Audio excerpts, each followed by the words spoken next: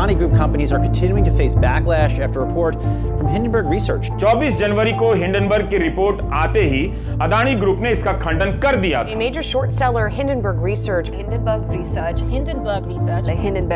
Hindenburg ने जब अपनी रिपोर्ट जारी की थी तब कहा था कि कॉर्पोरेट इतिहास का सबसे बड़ा फ्रॉड है। अब अडानी को तो हर कोई जानता है, इंडिया में एटलीस्ट, लेकिन हिंडनबर्ग रिसर्च कंपनी का नाम आप में से कई लोगों ने पहली बार सुना होगा, तो इस कंपनी के बारे में थोड़ा जान लेते हैं। इस कंपनी की स्थापना करी गई थी साल 2017 में नेथन नेट एंडरसन नाम के एक आदमी के द्वारा।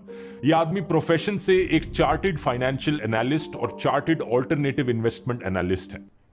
अरे कहना क्या चाहते हो? उस शॉर्ट में समझ लो कि ये फाइनेंशियल एनालिस्ट है। हिंडनबर्ग रिसर्च कंपनी का काम है फाइनेंशियल रिसर्च करना। ये कंपनी कहती है कि इनकी रिसर्च ऐसी चीजों को लेकर होती है जहां पर इंफॉर्मेशन पता लगानी आसान नहीं होती, uncovering hard to find information from atypical sources. आइए समझते हैं अडानी ग्रुप के ऊपर लगाई गई एलिगेशंस को। अडानी ग्रुप के अंदर 7 मेजर स्टॉक लिस्टेड कंपनीज हैं। बहुत सारे अलग अलग सेक्टर्स में फैली हुई है ये। अडानी ग्रीन एनर्जी जो रिन्यूएबल पावर जनरेशन करती है, अडानी एंटरप्राइजेज जो कोल माइनिंग और ट्रेडिंग करती है, अडानी ट्रांसमिशन जो पावर ट्रांसमिशन का काम करती है, अडानी टोटल गैस डिस्ट्रीब्यूशन के लिए, Adani power coal based power generation के लिए, अडानी पोर्ट्स के लिए, और अडानी विल्मर जो कि एक जॉइंट बिजनेस है सिंगापुर की विल्मर इंटरनेशनल के साथ। कुछ साल पहले तक अडानी कंपनी के ऑपरेशंस इतने बड़े और डाइवर्सिफाइड नहीं थे, ज्यादातर गुजरात तक ही सीमित थे, लेकिन पिछले कुछ सालों में जबरदस्त ग्रोथ देखने को मिली। ग्रोथ इतनी ज्यादा थी कि एक समय पर अडानी दुनिया के 3rd रिचेस्ट आदमी बन गए। इनकी नेटवर्थ $120 बिलियन पहुंच गई, और इस $120 बिलियन में से $100 बिलियन से ज्यादा सिर्फ पिछले 3 साल में आई थी। वो अलग बात है कि जब से हिंडनबर्ग की रिपोर्ट निकली, ये पहले 4थे स्पॉट पर फिसले और फिर 8th स्पॉट पर हैं जिस समय पर मैं ये वीडियो बना रहा हूं। टोटल में अडानी ग्रुप के शेयर्स ने करीब $65 बिलियन लूज किए हैं मार्केट वैल्यू में, जो कि 4 लाख करोड़ रुपए से भी ज्यादा रकम होती है। और अब आइए इस रिपोर्ट को थोड़ा गहराई से देखते हैं। 106 पेज की रिपोर्ट है ये। इस रिपोर्ट का टाइटल है Adani group, how the world's 3rd richest man is pulling the largest con in corporate history. मतलब इनकी राय में कॉर्पोरेट इतिहास का यहां पर सबसे बड़ा फ्रॉड हो रहा है। हिंडनबर्ग रिसर्च का कहना है कि इन्होंने 2 साल से ज्यादा लगा इस रिसर्च को करने में। ये अडानी ग्रुप पर बहुत सारे एलिगेशंस लगाते हैं, money laundering, stock manipulation, accounting fraud, corruption, theft of tax payer funds, offshore shell companies का बनाया जाना। इनका कहना है कि अडानी ग्रुप की कंपनीज फोकस रही हैं 4 अलग अलग गवर्नमेंट फ्रॉड इन्वेस्टिगेशंस का। रिपोर्ट में बताया गया है गौतम अडानी के छोटे भाई राजेश अडानी के बारे में। कहा है कि साल 2004-5 में डायरेक्टरेट ऑफ रेवेन्यू इंटेलिजेंस ने इनको अक्यूज किया था।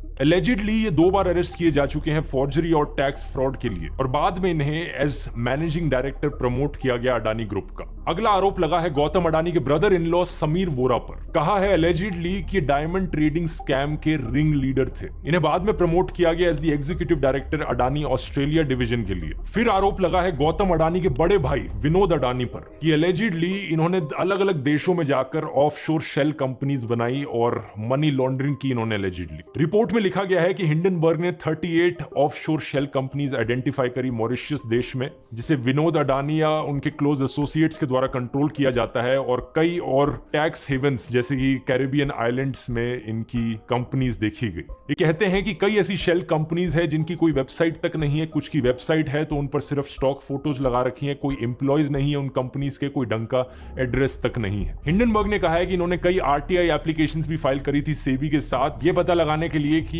ये ऑफशोर फंड्स एक्चुअली में पार्ट है ऑनगोइंग इन्वेस्टिगेशन का या नहीं। ये कहते हैं कि एक साइप्रस बेस्ड कंपनी है न्यू लाइना नाम से, जिसका एक समय पर 95% पोर्टफोलियो सिर्फ अडानी ग्रीन एनर्जी शेयर्स से बन रहा था। $420 मिलियन इस कंपनी ने अडानी ग्रीन एनर्जी शेयर्स में इन्वेस्ट किए, और इस कंपनी को ऑपरेट किया जा रहा था Amicorp incorporation services company के द्वारा। और अपेरेंटली एमी कॉर्प ने एक बड़ा की रोल निभाया था 1MDB इंटरनेशनल फ्रॉड स्कैंडल में, जिसमें $4.5 बिलियन पैसे चुराए गए मलेशियन टैक्स पेयर्स से। कहते हैं कि अगर गौतम अडानी ने कुछ गलत नहीं किया है तो उन 88 सवालों का जवाब ये दे सकते हैं। तो अब देखते हैं कि अडानी ग्रुप की कंपनीज की तरफ से इस रिपोर्ट को लेकर क्या जवाब आता है। 27 जनवरी वो डेट थी जब पहला रिस्पॉन्स आता है, जिसमें अडानी कंपनी एक प्रेजेंटेशन देती है जिसका टाइटल होता है मिथ्स ऑफ शॉर्ट सेलर। अपने रिस्पॉन्स में बताते हैं कि कैसे इनके पास अच्छी क्रेडिट रेटिंग्स हैं। जो अडानी ग्रुप की कंपनीज हैं वो अलग अलग रेगुलेशंस को मीट करती हैं जिन्हें सरकार ने स्पेसिफाई किया है। The Adani Group published a lengthy response to Hindenburg's report over the weekend, saying it would pursue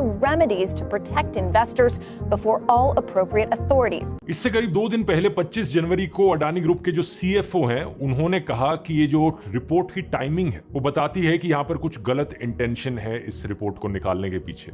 यहाँ पर अडानी ग्रुप की रेपुटेशन को अंडरमाइन करने की कोशिश करी जा रही है और हमारी जो आने वाली फॉलो ऑन पब्लिक ऑफरिंग है उसे डैमेज करने के लिए ये किया गया है।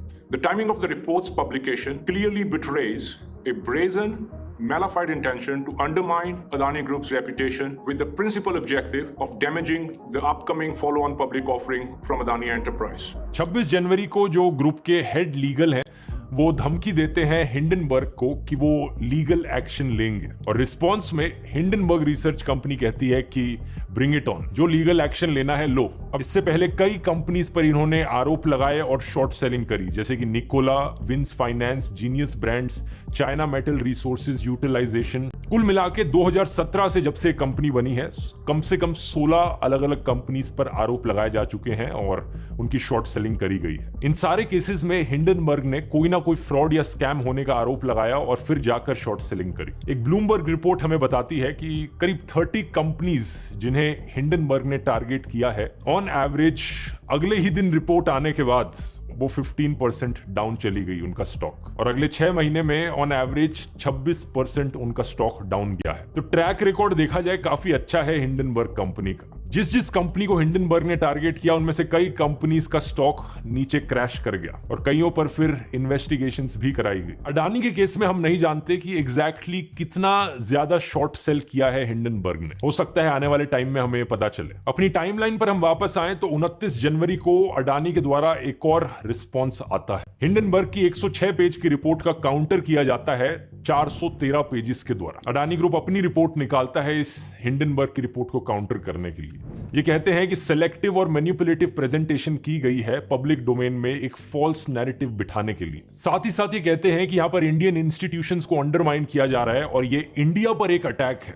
अडानी का कहना है कि 88 में से 65 क्वेश्चंस ऐसे हैं जिनके जवाब पब्लिकली अवेलेबल हैं। अगर फाइनेंशियल स्टेटमेंट्स को पढ़ा जाए, स्टॉक एक्सचेंज डिस्क्लोजर्स को देखा जाए तो इनके जवाब पब्लिकली मिल जाएंगे और बाकी जो 18 क्वेश्चंस हैं वो पब्लिक शेयर होल्डर्स और थर्ड पार्टीज को लेकर हैं, वो अडानी से लेना देना नहीं है उनका। और आखिरी बचे 5 क्वेश्चंस बेसलेस हैं और इमेजिनरी फैक्ट पैटर्न्स पर बेस्ड है। हिंडनबर्ग कहता है कि अडानी ग्रुप अपने रिस्पॉन्स में सिर्फ यही कहे जा रहा है कि हमारे पास गवर्नमेंट रेगुलेटरी बॉडीज का अप्रूवल है, सारा डेटा पब्लिकली अवेलेबल है, लेकिन प्रॉपरली किसी भी सवाल का जवाब नहीं आया। देशभक्ति को लेकर हिंडनबर्ग ने कहा, fraud can not be obfuscated by nationalism or a bloated response that ignores every key allegation we raised. Hindenburg कहता है कि we believe India is a vibrant democracy and an emerging superpower with an exciting future. तो ये बात तो काफी clear है कि हिंडनबर्ग इंडिया की डेमोक्रेसी पर या सुपर पावर होने पर कोई सवाल नहीं उठा रहा है। उनके अपने शब्दों में उनका सोल टारगेट यहां पर है अडानी ग्रुप और 60 साल के मिस्टर गौतम अडानी।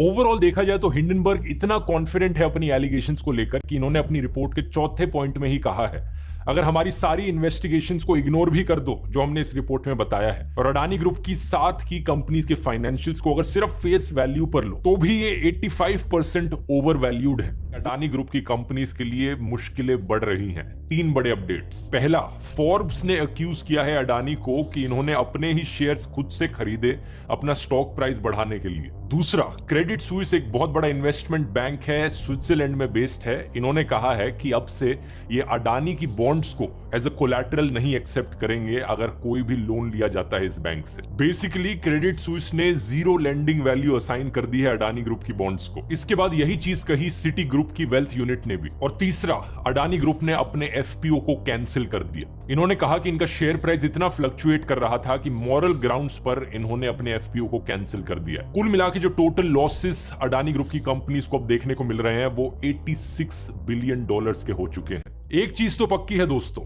आने वाले टाइम में ये एक विन लूज सिचुएशन है। अगर हिंडनबर्ग की ये रिपोर्ट सही है तो फायदा यहां हिंडनबर्ग को होगा और नुकसान सिर्फ अडानी को। लेकिन अगर अडानी यहां पर सही है और ये रिपोर्ट गलत है तो फायदा अडानी को होगा और नुकसान सिर्फ हिंडनबर्ग को। आपकी क्या राय है यहां पर? नीचे कमेंट्स में लिखकर बताइए। बहुत बहुत धन्यवाद।